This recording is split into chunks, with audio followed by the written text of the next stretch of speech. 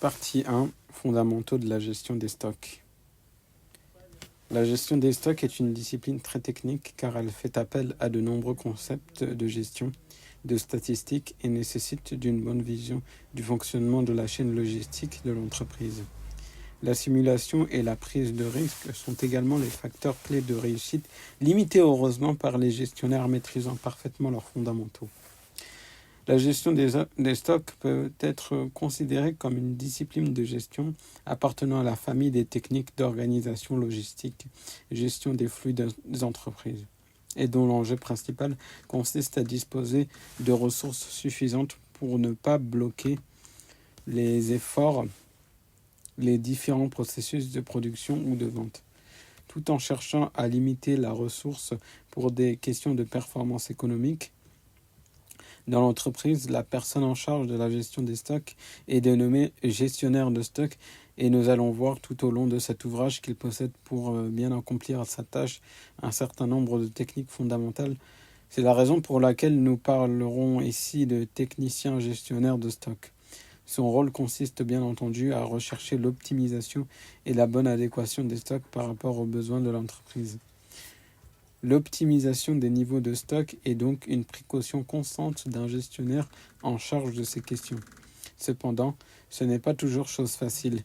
En effet, bien que de prime abord, un stock paraisse se gérer de manière extrêmement simple, il s'agit d'une zone tampon entre un flux entrant et un flux sortant. Gérer un stock requiert une parfaite maîtrise des composantes qui le constituent, car en effet, nous allons découvrir dans cet ouvrage qu'un stock est en réalité le résultat d'un grand nombre de composantes que le gestionnaire ne maîtrise d'ailleurs pas toujours et qui rendent l'optimisation de la performance plus complexe. Pour s'y retrouver, il convient tout d'abord de comprendre ce qu'est la gestion des stocks et comment ils sont constitués. Nous allons donc voir dans cette première partie que la gestion des stocks est un ensemble de techniques et d'outils au service de l'organisation des flux d'une entreprise.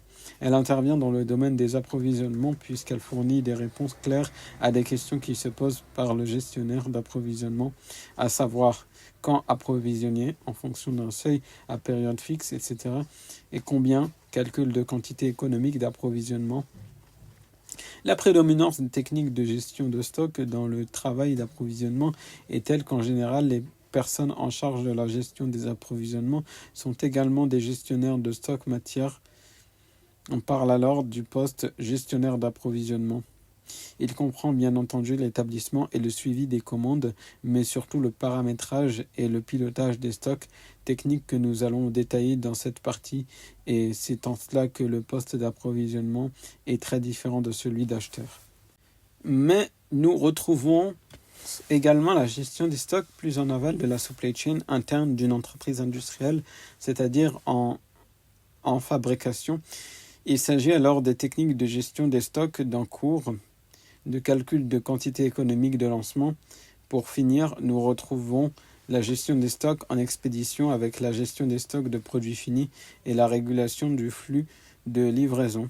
On peut donc affirmer que la gestion des stocks est une discipline majeure de la logistique que tout acteur exerçant une fonction dans ce domaine doit maîtriser parfaitement afin d'organiser la gestion des flux physiques et des flux d'information des entreprises.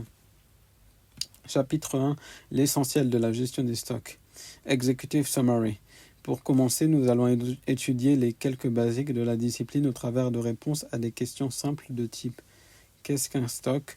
D'où vient-il » Cela nous permettra de comprendre pourquoi les entreprises ont besoin d'avoir du stock, même si le coût qu'il génère impose une très grande rigueur quant à son suivi et sa gestion.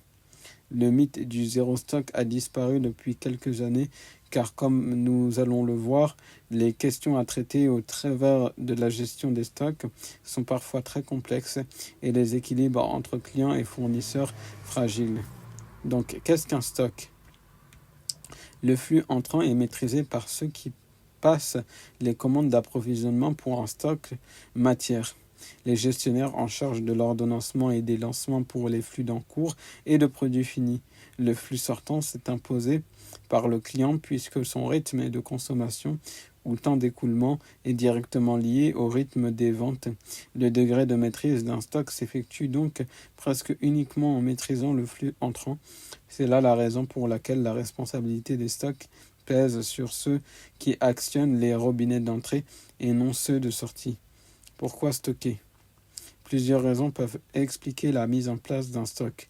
Cela peut être pour des raisons technologiques, nécessité de faire sécher les produits en fin de processus par exemple, pour des raisons commerciales, stock imposé par le client, pour des raisons stratégiques et économiques, achat par grande quantité pour bénéficier de tarifs avantageux, mais en général, un stock est avant tout une conséquence directe du délai que nous voulons donner à notre client. Il s'agit d'utiliser des stocks pour réguler les délais. En effet, la décision de stocker ou non des produits vient souvent du temps que l'on a pour réaliser telle ou telle action. Par exemple, un approvisionnement de stock de matières premières va être mis en place pour servir un client lorsque les délais d'approvisionnement sont supérieurs aux délais de traitement des commandes.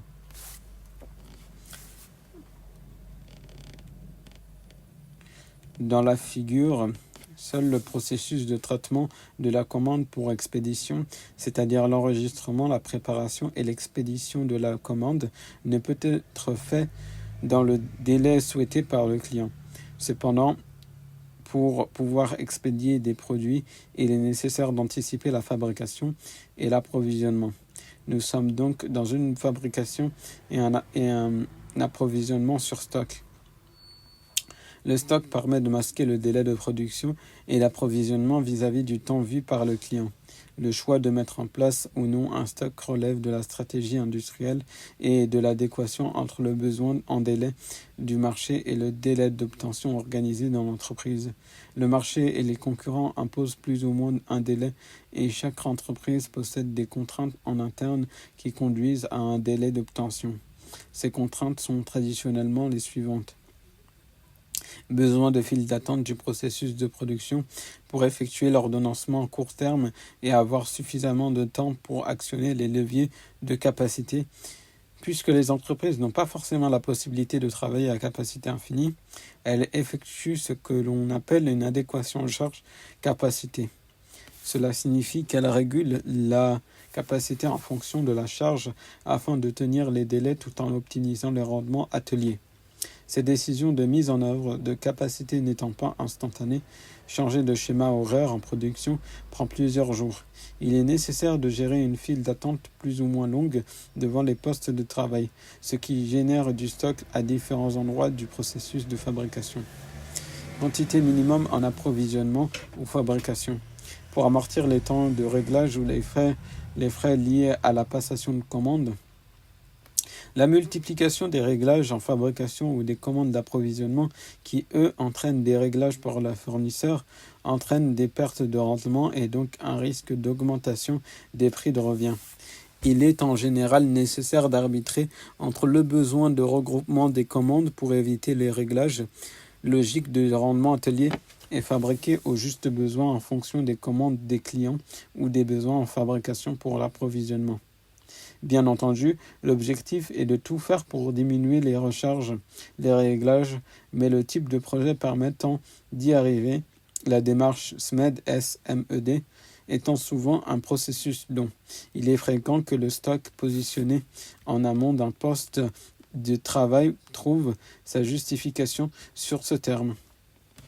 Temps de transport et de stockage. En fonction du positionnement des fournisseurs ou des clients et de la nécessité d'optimiser le coût de transport, il est parfois judicieux de positionner des stocks à divers endroits stratégiques de la supply chain. Commentaire, analyser pour chaque famille de produits son délai d'obtention afin de décider des références qui seront gérées en stock et ce à la commande est un fondamental obligatoire pour travailler de manière efficace sur ce thème. Il est inconcevable de traiter tous les articles de la même manière et cette définition stratégique des produits à stocker apporte d'énormes gains car elle structure l'organisation logistique et permet aux commerciaux de vendre des produits disponibles. Autrement dit, sans délai et des produits à la commande sur lesquels s'exerce le délai de fabrication Délai bien entendu maîtrisé. Cependant, une fois que la décision ou non de stocker a été prise et paramétrée dans le système d'information, le niveau de stock doit être suivi de manière très fine car il est souvent le reflet de la performance du système logistique. Comment mesurer un stock? Un stock se mesure toujours en couverture ou en taux de rotation. Il s'agit pour le premier du nombre de jours de consommation qu'il reste compte tenu du nombre de pièces présentes dans le stock. Pour le deuxième, il s'agit du nombre de fois où le stock a tourné sur une période de référence, l'année par exemple. Avoir un taux de rotation de 6 veut dire la même chose que d'avoir une couverture de 2 mois de consommation. En effet, un taux de rotation de 6 signifie que le stock a tourné 6 fois dans l'année. Il a donc une couverture de 2 mois dans la mesure où une année fait 12 mois. L'indicateur le plus utilisé dans les entreprises industrielles est le calcul en couverture, mais les comptables ont souvent l'habitude de raisonner un taux de rotation. C'est pourquoi il est important de bien faire la différence entre les deux indicateurs. Précautions à prendre en compte. Attention, ne tombez pas dans le piège de raisonner en valeur. Cela ne veut pas dire grand-chose. Regardez le tableau. Il vous montrera que le gestionnaire de stock qui n'observe que la valeur en euros de son stock ne voit pas que sa performance varie en permanence. Sur cette illustration, nous voyons bien dans un premier temps que nous sommes passés d'une situation où le stock représentait un mois d'activité de l'entreprise à un demi-mois. Le stock est donc 2 fois plus performant puisque cela signifie qu'il va tourner 2 fois plus vite et qu'il va immobiliser moins de ressources financières au regard de l'activité de l'entreprise. Le financier qui n'observe que la valeur en euros n'a rien vu. Dans un second temps, la situation s'est fortement détériorée. En effet, le stock a été multiplié par 4 puisque nous sommes passés à 2 mois de consommation valorisée. Le chiffre d'affaires s'est sûrement effondré et le gestionnaire de stock s'est retrouvé piégé par les arrivages et le stock qui était déjà dans l'entreprise sans réussir à freiner. Nous voyons là encore que la valeur en euros n'a pas bougé et pourtant la performance d'un point de vue logistique s'est fortement détériorée. Que coûte un stock? Calcul du coût de stockage. Nous en arrivons à un point clé très important. Que coûte le stock? Si vous vous interrogez les personnes autour de vous, elles vous répondront toutes que le stock coûte cher. Combien? Déjà beaucoup moins de réponses. Et si vous continuez votre interrogation en leur demandant si le fait de stocker sur une référence coûte moins cher que d'avoir une rupture de stock et ne pas livrer le client, alors là, il y a encore moins de monde pour répondre à la question. Tout le monde s'accorde à dire que le stock coûte cher, car cela fait des décennies que les discours industriels vont dans ce sens, mais peu de ces mêmes acteurs sont capables de calculer un coût de stockage. Pourtant, il existe des formules de calcul éprouvées qui permettent de répondre à cette question. Pour comprendre ce que coûte un stock, il convient de comprendre quelles sont les composantes qui génèrent des postes de coûts dans un stock. Elles sont principalement de l'ordre de 3. Le premier, les frais financiers.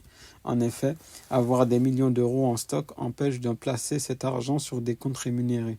En cela, le fait de stocker constitue un manque à gagner en produits financiers. Ce n'est pas tout, un stock ne rapporte pas d'argent, mais en plus, il en coûte puisque toute cette masse financière génère des décalages de trésorerie. Et il est souvent nécessaire de financer ce stock en ayant recours à des emprunts qui, eux, ont un coût direct. Ces deux aspects composent d'une manière synthétique les frais financiers dans un stock.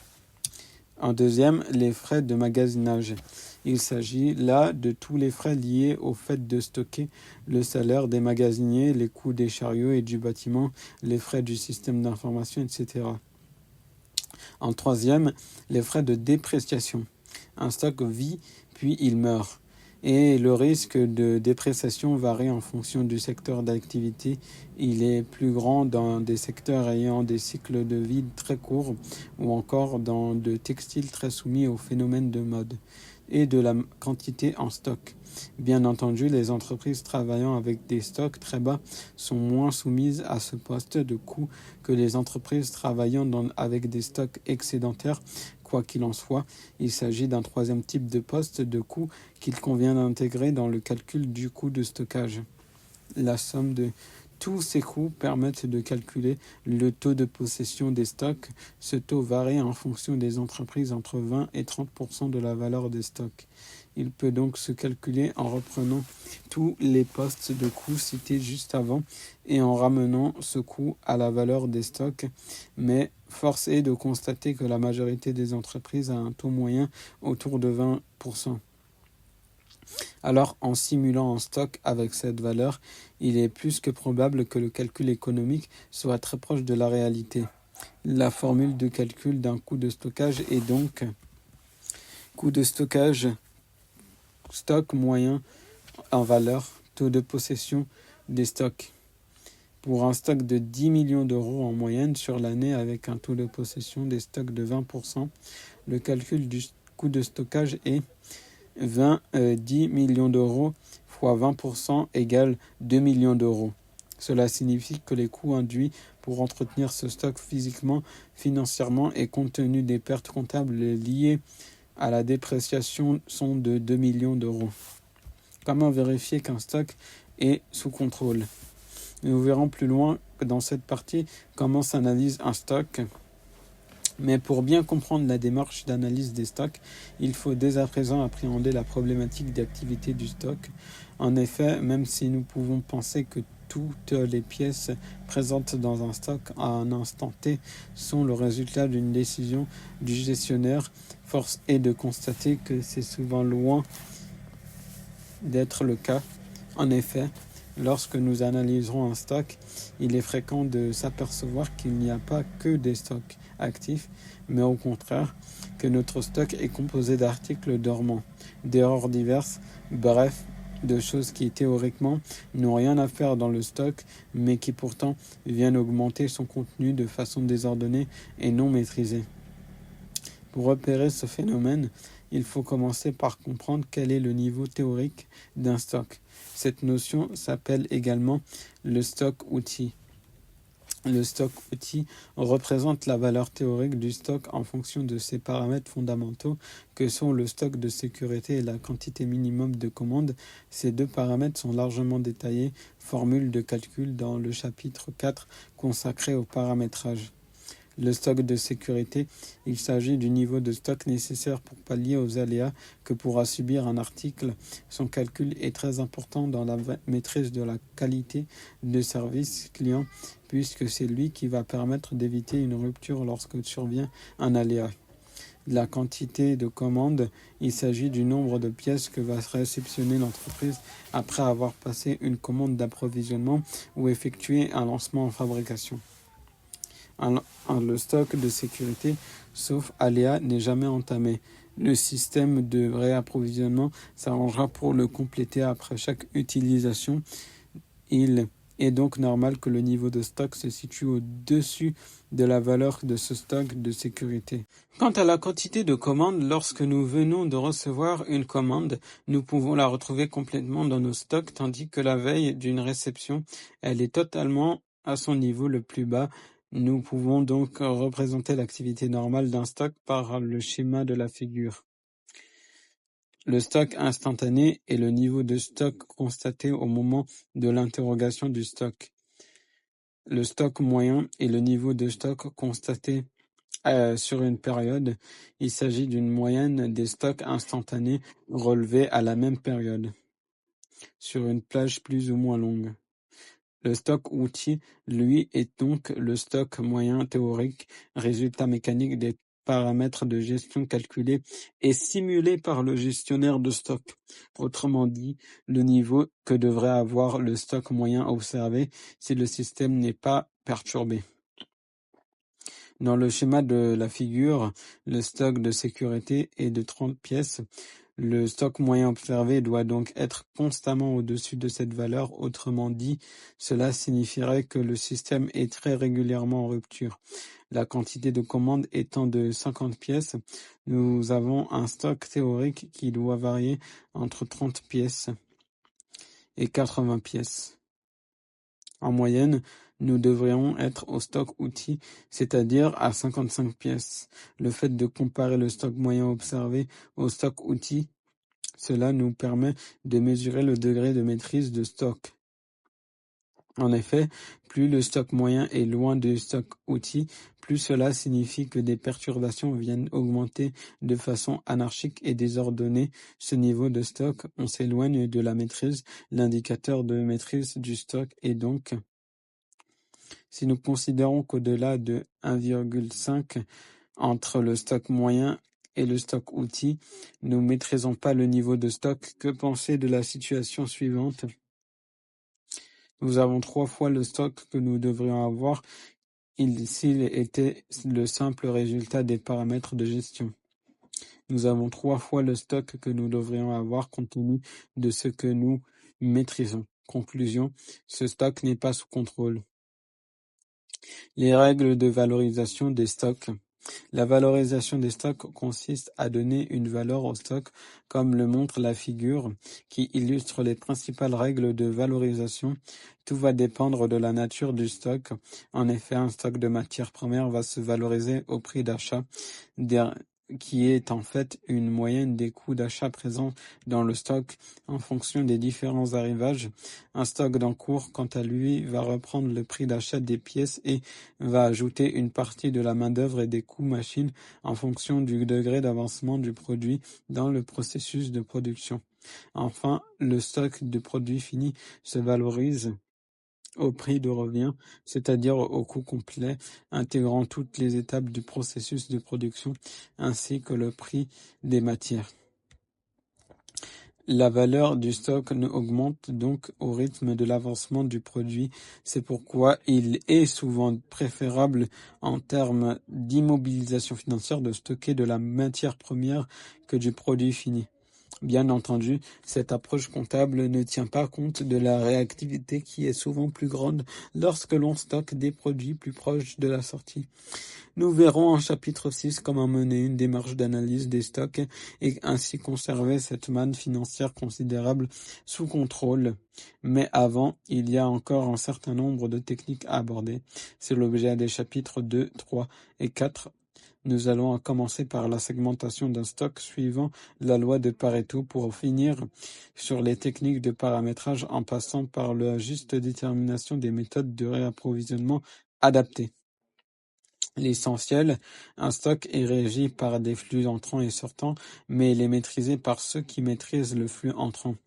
Le fait de stocker relève d'une stratégie industrielle précise permettant de masquer les cycles d'approvisionnement et de fabrication du temps vu du client. Il faut donc arbitrer entre le coût du stock et la réduction de délai qu'apporte le coût. Il se mesure toujours en couverture et le taux de possession des stocks permet de calculer ce qu'il coûte réellement. Son degré de maîtrise se mesure à l'aide du stock outil, appelé également stock moyen théorique.